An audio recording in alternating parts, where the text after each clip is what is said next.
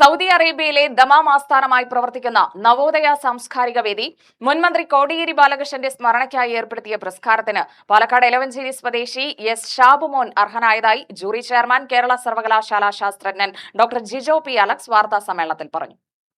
നവോദയ സാംസ്കാരിക വേദി ഓരോ വർഷവും വിവിധ മേഖലയിലാണ് പുരസ്കാരം ഏർപ്പെടുത്തുന്നത്. ഈ വർഷം കാർഷിക മേഖലയ്ക്കാണ് പുരസ്കാരം നൽകുന്നത്.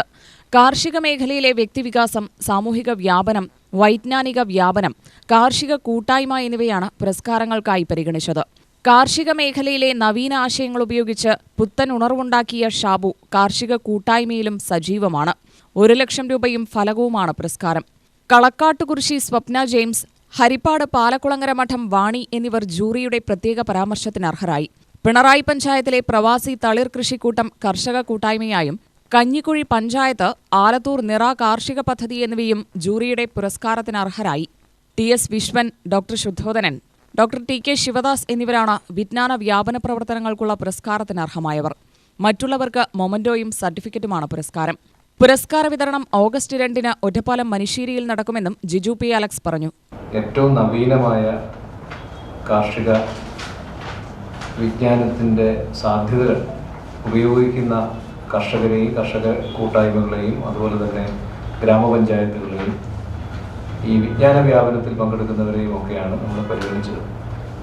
ഏറ്റവും ആദ്യത്തെ പരിഗണന ഏറ്റവും നവീനമായ ആശയങ്ങൾ പ്രാവർത്തികമാക്കുന്ന കർഷകരെയാണ്. രണ്ടാമത്തെ പ്രധാനപ്പെട്ട പരിഗണന ഇവരുടെ ഈ പ്രവർത്തനങ്ങൾ കൊണ്ട് അവർക്ക് മാത്രമല്ലാതെ സമൂഹത്തിനും ചുറ്റുമുള്ള കർഷക സമൂഹത്തിനും എത്രത്തോളം പ്രയോജനം അവരുടെ പ്രവർത്തനങ്ങൾ കൊണ്ട് ഉണ്ടായിട്ടുണ്ട് എന്നുള്ളതായിരുന്നു രണ്ടാമത്തെ പരിഗണന.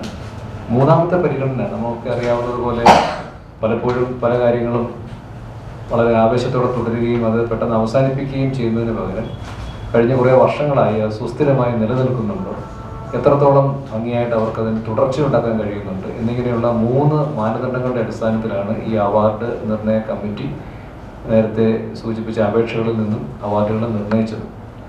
അപ്പോൾ അതിനകത്ത് ഞങ്ങൾ കർഷകർക്ക് അതുപോലെ തന്നെ